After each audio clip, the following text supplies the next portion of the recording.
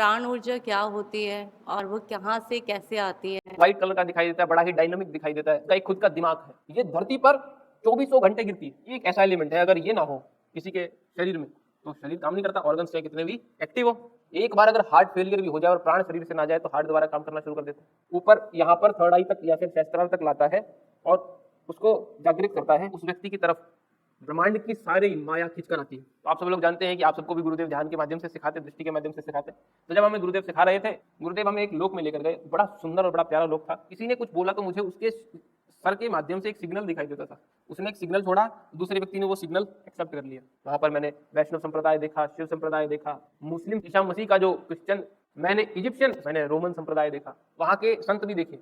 और इन संतों से निकलने वाली ऊर्जा उस एटम कंटेनर के अंदर मिक्स हो रही है। इसी वजह से वो कहते हैं कि सुबह 3 से 5 का समय ब्रह्म मुहूर्त है। न्यूक्लियस का इलेक्ट्रॉन को खींचना और इलेक्ट्रॉन का वापस रिपेल करना एक कांस्टेंट अमाउंट ऑफ एनर्जी है। और एक समय पर होता क्या, जब हम पोर्टल ऊपर से बंद कर देते हैं तो वो ऑब्वियसली जो ऊर्जा होगी, जो नकारात्मक ऊर्जा होगी, वो तो अपनी एनर्जी लेगी तुम्हारे शरीर से। इसकी ना होने की वजह से वो देख नहीं पाते। और यही कारण है डे बाय डे जितने भी रेकी हीलर्स हैं जो आज के टाइम में अपने आप को बहुत ज्यादा एनर्जी ड्रेन समझते हैं, अपने आप को बहुत ज्यादा थका हुआ समझते हैं, वो यही कारण है। ये प्राण तत्व हमारे शरीर में इस प्रकार गिरता है।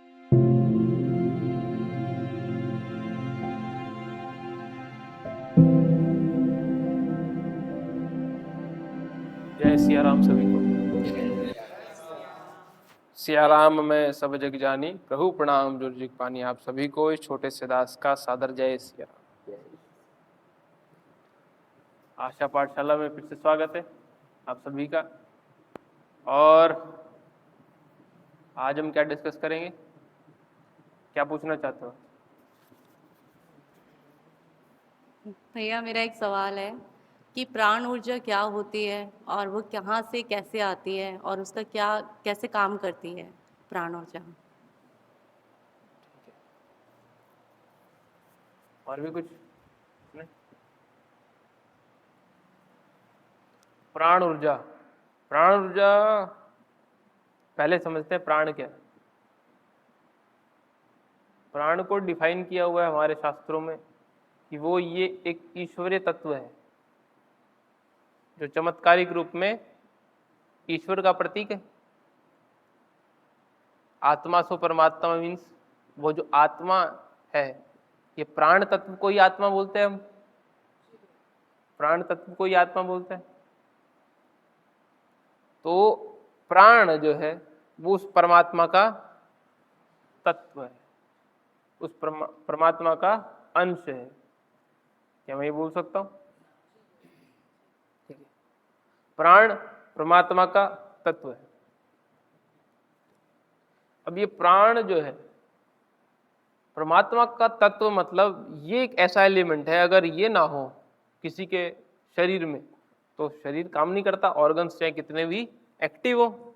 इसका मतलब ये इसका खुद का कॉन्शियसनेस है और ये खुद से काम करता है।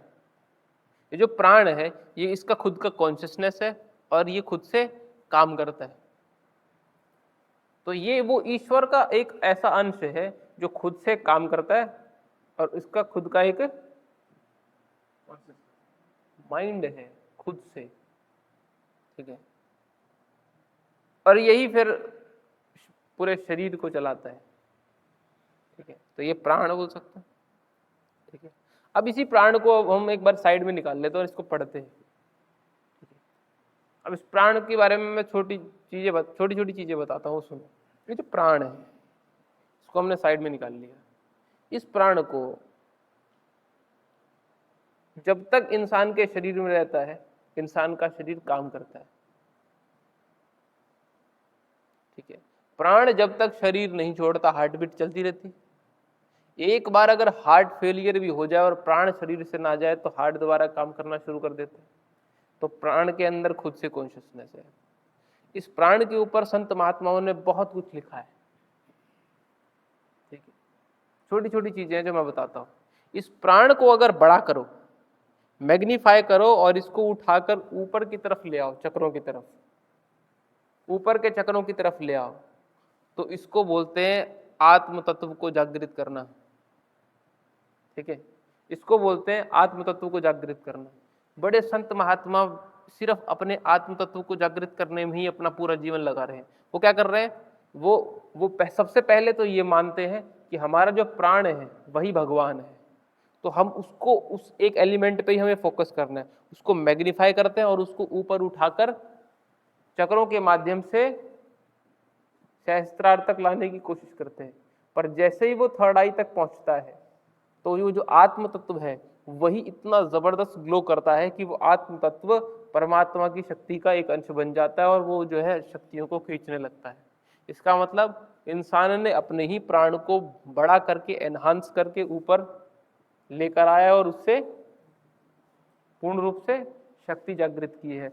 और मैं इसी को ही ऐसे बोल सकता हूं कि यही आत्मा का दूसरा रूप है और यही आत्म तत्व है। और इसको संत महात्मा कहते हैं कि आत्म तत्व को जागृत करना परमात्म तत्व में विलीन होना है। इसका मतलब जब कोई इंसान अपनी ही आत्मा, अपने ही प्राण को ऊपर यहाँ पर थर्ड आई तक या फिर सहस्त्रार तक लाता है और उसको जागृत करता है, तो वो आत्मा नहीं, वो परम आत्मा बन जाता है। इसीलिए भगवान को हम परम आत्मा बोलते हैं। मतलब वो आत्मा जो पूर्ण रूप से जागृत है, वो आत्म तत्व, शरीर का वो आत्म तत्व जो पूर्ण रूप से जागृत है, वो यहां पर नहीं है, ठीक है, हृदय में नहीं है, वो यहां पर नहीं, ठीक है, समझ आ रहा है? ये है प्राण तत्व। कुछ संत इस प्राण तत्व को ऊपर लाते हैं। तो जब ये ऊपर आता है, जब भी प्राण तत्व ऊपर आएगा और यहाँ पर आएगा, तो होगा क्या, जो भी व्यक्ति ऐसी प्रक्रिया करता है उस व्यक्ति की तरफ ब्रह्मांड की सारी माया खिंचकर आती है। इसी को ही पुरुष तत्व बोलते हैं। प्राण तत्व को ही पुरुष तत्व बोला जाता है। पुरुष तत्व कौन? जो जीवन दाता है, वो पुरुष तत्व, बाकी सब प्रकृति, ठीक है। जो प्राण दाता है उसी को ही पुरुष तत्व बोलते हैं। तो मतलब जो आत्म तत्व है यही प्राण दाता है, जो इस तत्व को ऊपर लेकर आता है और जागृत करता है, वही पुरुष तत्व प्रधान कहलाता है। और सबसे बड़े पुरुष तत्व कौन है?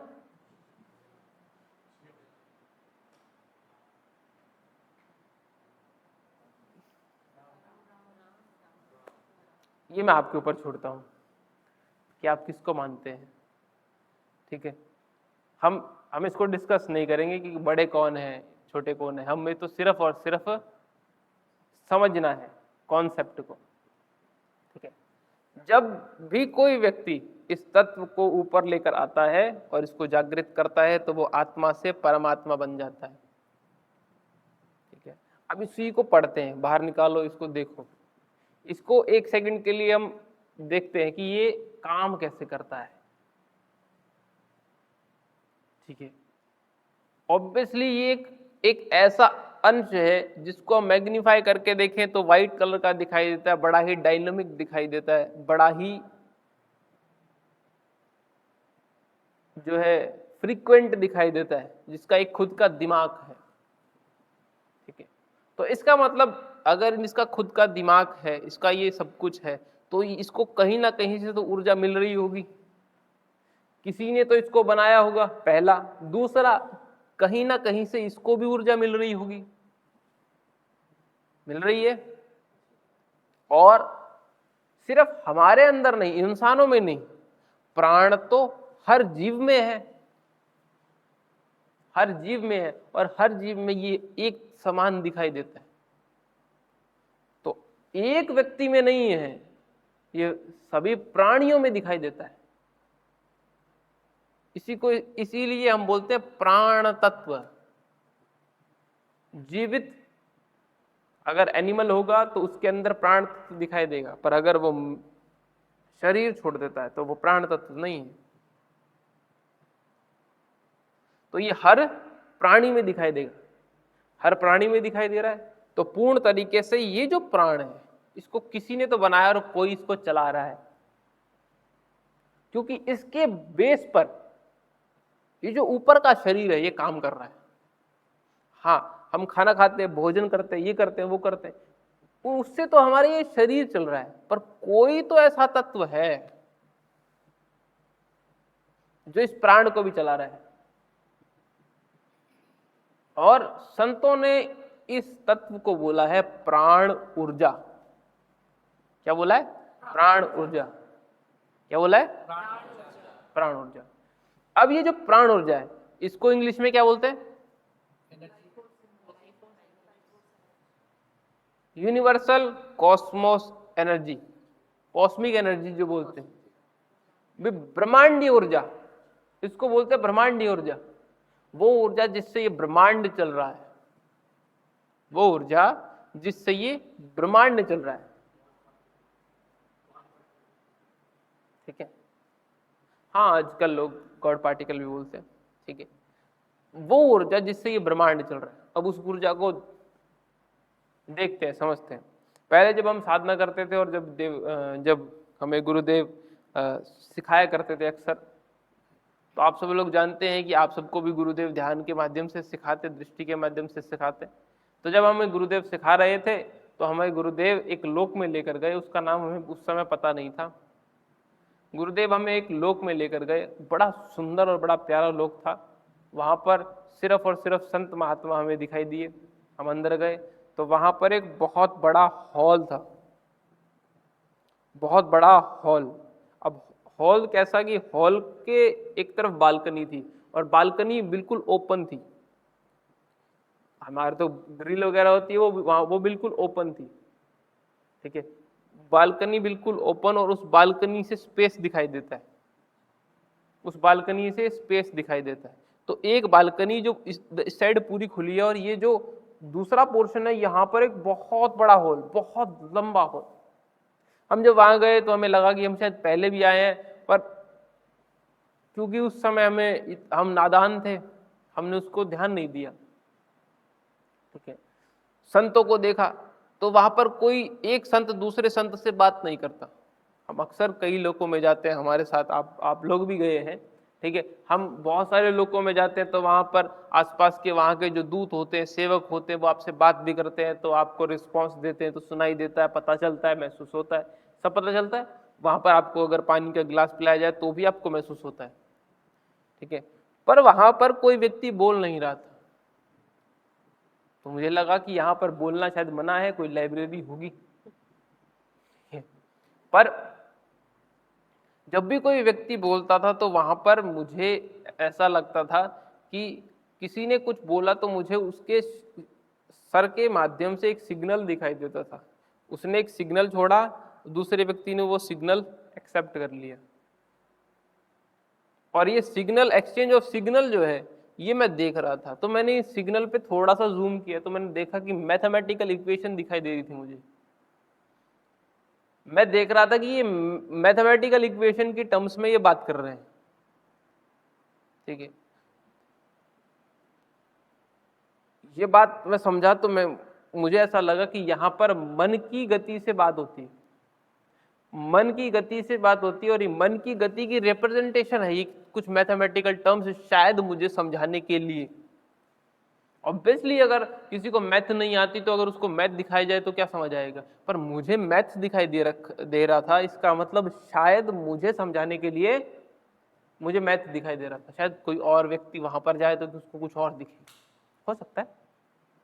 ठीक है, समझाने के लिए वहां पर मैंने देखा कि संतों की लाइनें लगी हुई हैं, अलग अलग संत। वहां पर मैंने देखा कि संत के बैचेस बने हुए हैं, 15, 20, 50, ये मैं गिन नहीं पाया। वहां पर हर संत एक बैच के ऊपर एक उनका जो हेड था, और उनके पास एक डंडा था, और वो ऐसे ऐसे चल रहे थे, आगे पीछे उनकी निगरानी कर रहे थे। वहां पर मैं देखता हूं कि अलग अलग संत महात्मा वहां पर बैठकर ध्यान करते हैं, पर वहां पर हर संप्रदाय के संत मैंने देखे। वहां पर मैंने वैष्णव संप्रदाय देखा, शिव संप्रदाय देखा, मुस्लिम संप्रदाय देखा, ईसा मसीह का जो क्रिश्चियन संप्रदाय है वो भी देखा मैंने। ठीक है, मैंने इजिप्शियन संप्रदाय भी देखे, वहां के संत भी देखे, ठीक है, मैंने रोमन संप्रदाय देखा। बहुत से संत अलग अलग मुद्राओं में, अलग अलग वेशभूषाओं में साधना कर रहे थे। तो मुझे लगा कि यहाँ पर सिर्फ साधना होती है तो साधना कर ली जाए। तो मैं बैठा कुछ देर बैठा, तो साधना करके जब वहां से उठा तो मुझे लगा कि ये जो साधना कर रहे हैं इनके शरीर से ये कुछ तरल पदार्थ निकल रहा है, बहुत क्रिस्टल फॉर्म में तरल पदार्थ निकल रहा है। और उस तरल पदार्थ को जैसे मैं देखने लगा तो मैंने देखा कि हर संत से वो तरल पदार्थ निकल रहा है। और जब मैं उसको देखने लगा, उसके पीछे जाने लगा, तो मैं देखता क्या हूं कि मैं उस बालकनी की तरफ जाता हूं जहां पर स्पेस है। तो वहां पर एक मैं मशीन देखता हूं, वहां पर एक 2 मिरर टाइप मशीन लगी हुई थी, एक ऊपर और एक नीचे, और नीचे एक बहुत बड़ा ओम बना हुआ था, ओम, ठीक है, बहुत बड़ा ओम बना हुआ था। तो मैं देखता ये हूं कि ऊपर का जो मशीन का जो मिरर है वो क्या कर रहा था, सूर्य की सारी ऊर्जा को इकट्ठा कर रहा था, सूर्य की सारी ऊर्जा को इकट्ठा कर रहा था, और एक पैनल इकट्ठा कर रहा था, और नीचे ओम था, और इसके बीच में एक गोलाकार एटम की फॉर्म में एक इलेक्ट्रॉन बहुत तेजी से ऐसे ऐसे ऐसे ऐसे ऐसे ऐसे ऐसे ऐसे ऐसे ऐसे घूम रहा था। तो मैंने वहां देखा कि सूर्य की किरण और इन संतों से निकलने वाली ऊर्जा उस एटम कंटेनर के अंदर मिक्स हो रही है, वो मिक्स हो रही है, और मिक्स होकर नीचे जो ओम का चिन्ह है उस पर गिर रही थी, और वो ग्लो कर रहा था। और उससे जब मैं नीचे देखता हूं तो वो अर्थ के ऊपर बारिश के रूप में गिरती हुई मुझे दिखाई दी। तो मैंने गुरुदेव से पूछा कि गुरुदेव ये है क्या? तो गुरुदेव ने ये कहा था कि ये प्राण तत्व है। गुरुदेव ने ये कहा कि ये प्राण तत्व है, और इसी को बोलते हैं यूनिवर्सल कॉस्मोस एनर्जी। ये धरती पर 24 घंटे गिरती है, 24 घंटे ये धरती पर गिरती है, पर ये गिरने की इनकी जो इंटेंसिटी है ये बहुत स्लो है। जैसे बारिश तो बहुत जल्दी गिरती है ग्रेविटी के फोर्स से, पर ये ग्रेविटी के फोर्स से परे है, ठीक है। ये आप ये समझ लीजिए कि 1 घंटे में शायद 4 बूंद ही गिरे आपके शरीर में, 4 बूंद ही आपके शरीर में गिरे। तो इनकी स्पीड इतनी स्लो रहती है। अब आपको बताऊं, संतों ने इनका वर्णन किया हुआ है पहले भी। कभी तुमने सुना है अमृत वेला? अमृत वेला कौन सी होती है? ब्रह्म मुहूर्त। ब्रह्म मुहूर्त कितने से कितने बजे? 3 से 5, सुबह के 3 से 5 के बीच में अमृत गिरता है। तो वो अमृत क्या है? यही वो अमृत है। वहां पर बहुत सारे संतों ने इस यूनिवर्सल कॉस्मोस एनर्जी को अलग अलग रूपों में, अलग अलग फॉर्म में देखा, और जिन जिन ने जैसे जैसे देखा उन्होंने वैसे वैसे इनका नाम रखा और नामकरण किया और बता दिया। वो जो अमृत है वो यही है जो उनको उस समय दिखाई दिया। अच्छा, 3 से 5 क्यों दिखाई दिया? 3 से 5 का जो समय होता है वहां पर ये ऐसा दिखाई देता है कि जो ऊपर की जो आकाश की परतें होती है वो साफ हो जाती है। तो जिनके पास दृष्टि होती है वो क्लियर देख सकते हैं कि अमृत गिर रहा है। तो दृष्टि वाले जो व्यक्ति हैं वो जब भी देखेंगे वो कहेंगे यार 3 से 5 में तो अमृत ज्यादा गिर रहा है, तो हमें जाना चाहिए, 3 से 5 के बीच में हमें जागना चाहिए, हमें अमृत वेला में जागना चाहिए। पर क्या 3 से 5 जागने पर आपको अमृत ज्यादा मिलेगा? कहने का तात्पर्य यह है कि जो 3 से 5 जागते ही नहीं है उनको अमृत कभी नहीं मिलेगा। संतों ने अपने हिसाब से ही अपनी अपनी बातें कही। जिनके पास दृष्टियां थी वो सुबह के 3 से 5 के तत्व के बीच में उस ब्रह्मांडीय ऊर्जा को अच्छे रूप से देख पाए। इसी वजह से वो कहते हैं कि सुबह 3 से 5 का समय ब्रह्म मुहूर्त है। इस समय आप साधना करें, तपस्या करें, देवताओं की आराधना करें। पर मैं अपने पर्सपेक्टिव से कहता हूं कि ब्रह्मांडीय ऊर्जा 24 घंटे गिरती है। शर्त बस इतनी है कि दिन के समय ये दिखाई नहीं देती, पर ये होती जरूर है, होती जरूर है। ठीक है, डे टाइम में हमें अंधेरा दिखाई नहीं देता, पर होता जरूर है। सूरज के प्रकाश की वजह से ये अंधेरा जो है छुप जाता है, पर जैसे ही सूर्य दूर जाता है अंधेरा फिर से, इसीलिए अंधेरा कायम रहे, अंधेरा कायम रहे। इसी प्रकार से ये प्राण ऊर्जा गिरती है। इसी को बोलते हैं यूनिवर्सल कॉस्मोस एनर्जी। ये हर एक व्यक्ति पर गिरती है, बहुत धीमे धीमे रूप में। इसका एग्जाम्पल बताऊं, आप कुछ मत खाइए, आप सिर्फ एक पोजीशन में बैठे रहें, अपने आप आपके शरीर में ऊर्जाएं आने लगेंगी। एग्जाम्पल बताओ, पूरे दिन आप काम करते हैं, शाम को 5 घंटे एक मुद्रा में सो जाइए, उठोगे बहुत एनर्जी मिलेगी।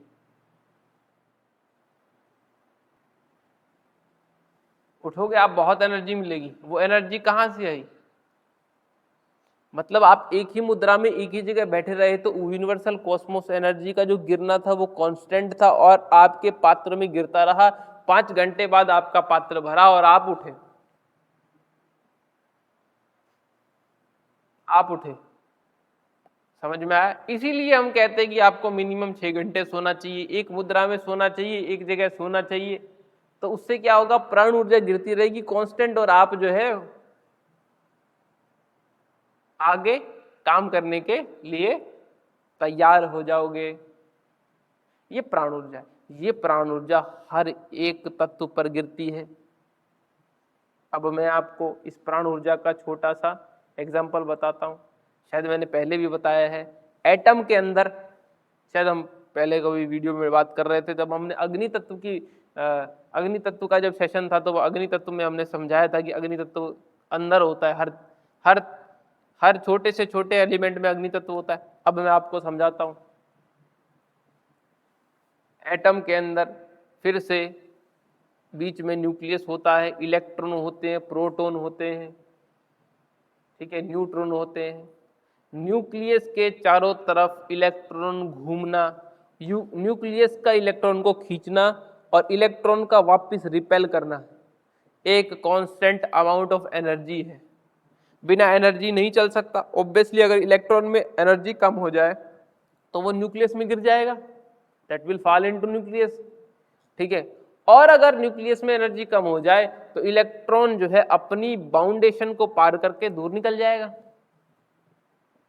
ठीक है, पर ये दोनों कांस्टेंट रहती है, मतलब यहां भी ऊर्जा बराबर है और यहां भी ऊर्जा बराबर है। तो ये जो ऊर्जा है ये कॉन्टिन्यूअस है। तो ये जो ऊर्जा कॉन्टिन्यूअस है, ये जो गिर रही ऊर्जा है, ये आ कहां से रही है? Universal Cosmos energy. वो तत्व जो जागृत है, वो तत्व जो है,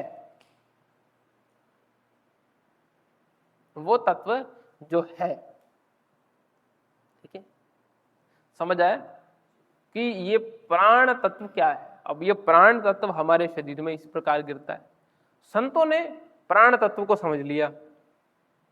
उन्होंने देखा कि यार ये शरीर में गिरता है, अगर ये शरीर में गिरता है तो गजब गजब हो जाता है। उन्होंने ये देखा कि अगर पौधे के अंदर ये प्राण ऊर्जा गिरती है तो टूटी हुई टहनी दोबारा से बनने लगती है। अगर शरीर के अंदर ये प्राण ऊर्जा गिरती है तो टूटा हुआ अंग दोबारा से बनने लगता है। तो क्या ये प्राण ऊर्जा, क्या ये हम कह सकते हैं कि इस प्राण ऊर्जा को इस्तेमाल करके हम किसी भी तत्व को रिपेयर कर सकते हैं, हील कर सकते हैं, या फिर रीजनरेट कर सकते हैं? कर सकते हैं। तो संतों ने सोचा क्यों ना ऐसा किया जाए। बहुत लोगों को हीलिंग में टाइम लगता था, बहुत लोग हील ही नहीं कर पाते थे। तो संत देखते थे कि यार इसके अंदर प्राण ऊर्जा की कमी है, अब इस कमी को कैसे पूरा किया जाए। संतों ने क्या किया, एक पहाड़ पे गए, बैठ गए। उन्होंने ये देखा कि बैठने से प्राण ऊर्जा बढ़ जाती, एक स्थान पर एक ही जगह बैठने से प्राण ऊर्जा बढ़ जाती। तो सबसे पहले उन्होंने अपना आसन सिद्ध करना शुरू किया। क्या करना शुरू किया? आसन सिद्ध। आसन सिद्ध से क्या होता है, आप एक स्थान पर बैठे रहते हैं, तो उससे क्या होता है, वहां पर नियमित रूप से प्राण ऊर्जा आपके ऊपर गिरती रहती है। इसीलिए कहते हैं जो व्यक्ति एक स्थान पर 10 घंटा बैठ सकता है वो जिंदगी में कुछ भी कर सकता है। क्यों? क्योंकि 10 घंटे एक स्थान की प्राण ऊर्जा अगर आप ग्रहण कर लोगे तो आप वहां पर कुछ भी पैदा करने की हिम्मत रखते हो। समझे? अगर ऐसा होता है तो संतों ने सोचा कि हम भी करेंगे, और संतों ने साधनाएं कर अपने शरीर के ऊपर एक ऐसा तत्व बना लिया जिससे वो ब्रह्मांडीय ऊर्जा को, गिर रही ऊर्जा को मल्टीप्लाई कर सके। कैसे? मान लीजिए कि अब बारिश हो रही है, मैं हाथ ऐसे करता हूं, तो बारिश हो रही है, पानी उसी क्षेत्र में गिरेगा जहां पर मेरा हाथ का सरकमफ्रेंस है, नीचे इतना आएगा, और उसी को मैं पीऊंगा। ठीक है? अगर मैंने दोनों हाथ कर लिए तो ज्यादा आएगा। ठीक है? ये प्लेट उठा ली तो और ज्यादा आ जाएगा। ठीक है? बड़ा बर्तन उठा लिया तो और ज्यादा। तो पानी तो बराबर है, बर्तन बढ़ा लिया मैंने, पात्र बढ़ा लिया, तो पात्र मैंने बढ़ा लिए तो उससे क्या बढ़ी? प्राण ऊर्जा। तो इसका मतलब कोई व्यक्ति हाथ से पानी पी रहा था, आप एक प्लेट के अंदर पानी ले आए, तो ऑब्वियसली आपके पास पानी उस व्यक्ति से ज्यादा होगा, आप उसको डिस्ट्रीब्यूट कर सकते हो। और इसी को ही हम बोलते हैं प्राण ऊर्जा का बढ़ना। संतों ने समय के साथ साथ प्राण ऊर्जा को बहुत बढ़ा लिया अपने ऊपर। कभी किसी संत के ऊपर देखना तो एक बहुत बड़ा विशाल आपको एक ऑरा दिखाई देगा। वो ऑरा और कुछ नहीं, वो एक बहुत बड़ा पात्र है जो प्राण ऊर्जा को इकट्ठा कर रहा है। तो जब भी आप वहां जाते तो एकदम ट्रेमेंडस अमाउंट ऑफ एनर्जी। आप जब मंत्र चैंटिंग में बैठते तो आप कहते हो ना कि भैया बहुत ऊर्जा संभाल नहीं पा रहे हैं। नीला भैया कह रहे हैं उस दिन संभाल नहीं पा रहे थे, तो उस समय क्या हो रहा था कि जबरदस्त प्राण ऊर्जा आपके शरीर में फ्लो करवाई जा रही थी। उससे क्या होता है, इंसान की कोई भी कैपेसिटी है वो मल्टीप्लाई हो जाती है। मान लीजिए किसी को चोट लग गई, मैंने प्राण ऊर्जा बढ़ा दी, तो जो रिकवरिंग फेज होगा मेरा वो दुगना हो जाएगा, तिगना हो जाएगा, 4 गुना हो जाएगा, 5 गुना हो जाएगा। मैं पढ़ाई कर रहा हूं, मुझे किसी भी तत्व को याद करने में 5 मिनट लगते हैं, प्राण ऊर्जा बढ़ा दी 1 मिनट में। मुझे बार बार नींद आती, शरीर में थकान रहती, एनर्जी फ्लो नहीं रहता, प्राण ऊर्जा बढ़ा दी, एनर्जी फ्लो बढ़ जाएगा, नींद नहीं आएगी, शरीर काम करेगा। ऑब्वियसली प्राण ऊर्जा को संतों ने बहुत अच्छे तरीके से समझा। जितने भी हीलिंग एक्सपर्ट्स हैं, जितने भी रेकी हीलर हैं, वो सभी इसी तत्व की शक्ति का इस्तेमाल करते हैं। वो हाथ रखते हैं, प्राण ऊर्जा बढ़ाते हैं और वो तत्व रिकवर हो जाता है। वो तत्व रिकवर हो जाता है। तो क्या आपको समझ आएगी प्राण ऊर्जा किसी भी डायरेक्शन में कहां यूज की जा सकती है? संतों ने इसको बहुत अच्छी तरह यूज किया और नीचे भी बांट दी। पर यहां पर एक गड़बड़ हो गई। क्या गड़बड़ हो गई? गड़बड़ ये हो गई कि प्राण ऊर्जा दे तो दी, प्राण ऊर्जा दे तो दी नीचे, पर बांटनी किसको है ये नहीं पता। दृष्टि ना होने की वजह से जितने भी हीलर्स थे, दृष्टि ना होने की वजह से जितने भी हीलर्स थे, उन्होंने ऊर्जाएं अपनी इंसानों के साथ साथ आसपास चल रही नकारात्मक और सकारात्मक ऊर्जाओं को देना भी शुरू कर दिया।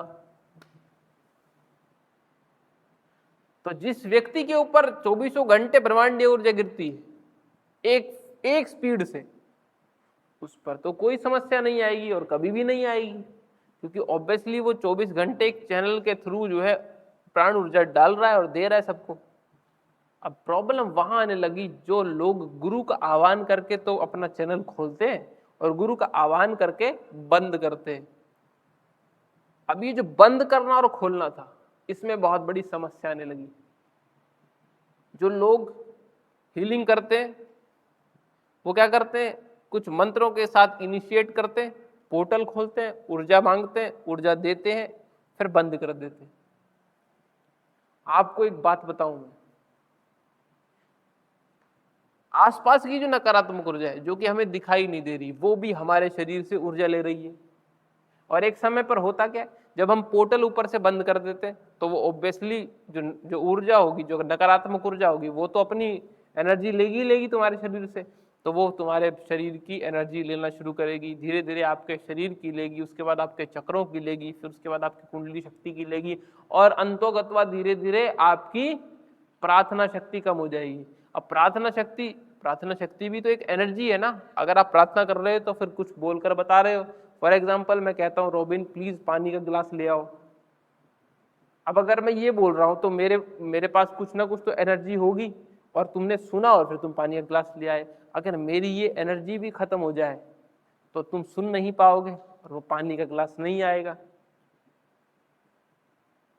होता यही है कि वो जो नकारात्मक ऊर्जा होती है आसपास की, वो ऊर्जा के अंदर इतनी ज्यादा लिप्त हो जाती है कि वो शरीर और चक्रों की ऊर्जा भी नहीं छोड़ती। तो जब वो पोर्टल खोलने की सोचते हैं, आह्वान करने की सोचते हैं, तो वो पोर्टल तो उनका खुलता नहीं है, वो शरीर की ऊर्जा डे बाय डे खींचने लगते हैं। दृष्टि ना होने की वजह से वो देख नहीं पाते, दृष्टि ना होने की वजह से वो देख नहीं पाते। और यही कारण है डे बाय डे जितने भी रेकी हीलर्स हैं, जो आज के टाइम में अपने आप को बहुत ज्यादा एनर्जी ड्रेन समझते हैं, अपने आप को बहुत ज्यादा थका हुआ समझते हैं, वो यही कारण है। मैं ये नहीं कह रहा कि सभी होते हैं, मोर देन 70% होते हैं, 30% नहीं होते, क्योंकि वो प्राण ऊर्जा के साथ खेल रहे हैं। पर बिना दृष्टि के प्राण ऊर्जा के साथ खेलना हमारे लिए हानिकारक हो जाता है। ठीक है, समझ आया प्राण ऊर्जा क्या है, कैसे काम करती है और इसके क्या कॉन्सिक्वेंसेस हैं। हाँ जी, एक मिनट।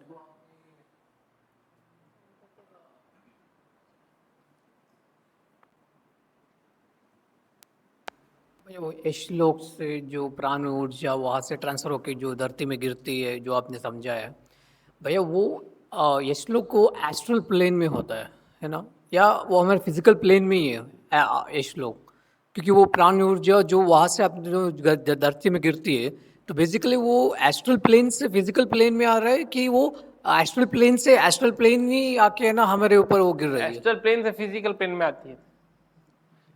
बड़ा अच्छा क्वेश्चन है। देखो, इसका कहने का मतलब है भैया, जिस लोक से वो ऊर्जा आ रही है उस लोक को बहुत सारे नामों से बोला जाता है, पर हम यक्ष लोक से बोलते हैं, यक्ष लोक उसका नाम देते हैं। ठीक है, इसका सवाल देखो बहुत अच्छा है। इसका सवाल क्या है कि भैया एस्ट्रल वर्ल्ड से प्राण ऊर्जा गिर रही है, तो एस्ट्रल वर्ल्ड से प्राण ऊर्जा गिर रही है, क्या वो एस्ट्रली ही हमें दिखाई देगी फिजिकल वर्ल्ड में?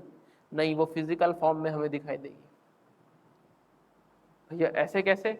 जो एस्ट्रल है वो एस्ट्रली दिखाई देना चाहिए, क्योंकि वो दिखाई फिजिकल फॉर्म में दिखाई नहीं देती। इसका एक एग्जाम्पल मैं आपको बता देता हूं, पर मैं फिर से समझाता हूं। जो प्राण ऊर्जा एस्ट्रली यक्षलोक से गिर रही है, वो धरती पर आते आते फिजिकल फॉर्म ले लेती है।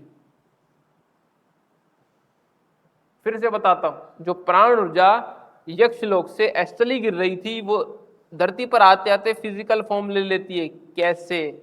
Let me explain you something. जितने भी लोग साधना करते हैं अपने मन में या फिर अपने जप में, कभी आप घर में बैठिए, जप करिए, एक जगह बैठकर जप करिए, ध्यान करिए, तो आप देखेंगे कि अगले दिन जब आप कहीं जाप कर रहे हैं या फिर कुछ कहीं बैठकर जाप कर रहे हैं तो आसपास आपको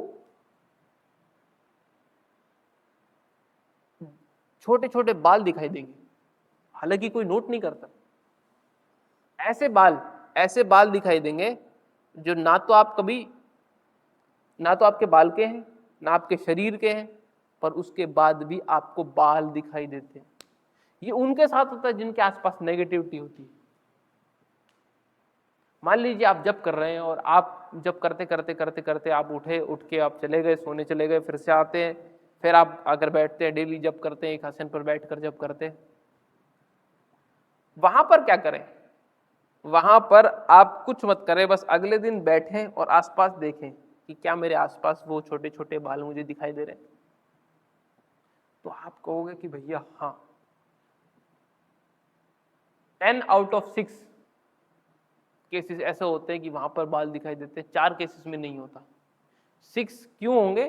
क्योंकि वहां पर आसपास की नेगेटिविटी आती है आपका जप देखने, आती तो वो एस्ट्रल वर्ल्ड में, पर वो बाल गिरते कैसे? वो बाल उस नेगेटिविटी के हैं जो एस्ट्रल वर्ल्ड के थे, पर जब वो गिरते हैं तो वो फिजिकल वर्ल्ड में। Actually this is complete science. आप एक बार यूज करके देखिए। जिनको घर के अंदर नेगेटिविटी फील होती है, जिनको घर के अंदर वो पूजा पाठ करते हैं वो नेगेटिव फील होता है, जिनको जो मंत्र जाप करते हैं जिनको नेगेटिविटी फील होती है, आप बस कुछ मत करिएगा। सबसे पहले ये देखिएगा कि जिस स्थान पर आप बैठ रहे हैं क्या आपके आसपास वो बाल दिखाई दे रहे हैं? हम बहुत छोटी छोटी चीज मिस कर देते हैं, बहुत छोटी छोटी चीज मिस कर देते हैं, बट एक्चुअल के अंदर आपको पता चल जाएगा कि अगर वो बाल आपके आसपास है तो इसका मतलब कोई नेगेटिव शक्ति है जो आपसे आती है और मिलती है, जो आपके शरीर की ऊर्जा लेती है, देती है। वो हमें वो मैटर नहीं है, वो दृष्टि से ही पता चलेगा कि वो आपको क्या करती है, अच्छा करती है, बुरा करती है, बट वो आती है एस्ट्रल फॉर्म में। पर जब उसके बाल गिरते हैं फिजिकल फॉर्म में, here comes the best part, जब एस्ट्रल वर्ल्ड से या यक्ष लोक से ऊर्जा निकलती है वो एस्ट्रल फॉर्म में निकलती है, पर जब धरती पे गिरती है तो वो फिजिकल फॉर्म में निकलती है। मजाक नहीं कर रहा, जो लोग साधक हैं वही लोग समझ जाएंगे ये बात, ठीक है? बाकी लोग अपना हंसी मजाक उड़ाते रहिए, जो करना है करिए, पर ये किसके साथ होगा? जो बैठकर गुणगान करता है भगवान का, उसके साथ ये सब नहीं होगा। जो बैठकर साधना करता है, मंत्र जाप करता है, तपस्या करता है, उसके साथ ये सब मिलेगा, ठीक है? जो सिर्फ बैठकर भोजन खिलाता है भगवान को और सो जाता है, उसके साथ ऐसा कुछ नहीं होगा। क्या समझ आया? समझ आ रहा है? दैट्स व्हाई ये केस होता है, आगे भी होगा। क्या आप सबको समझ आया? ठीक है, आशा है आप सबको कुछ ना कुछ सीखने को मिला हो। जय सिया राम।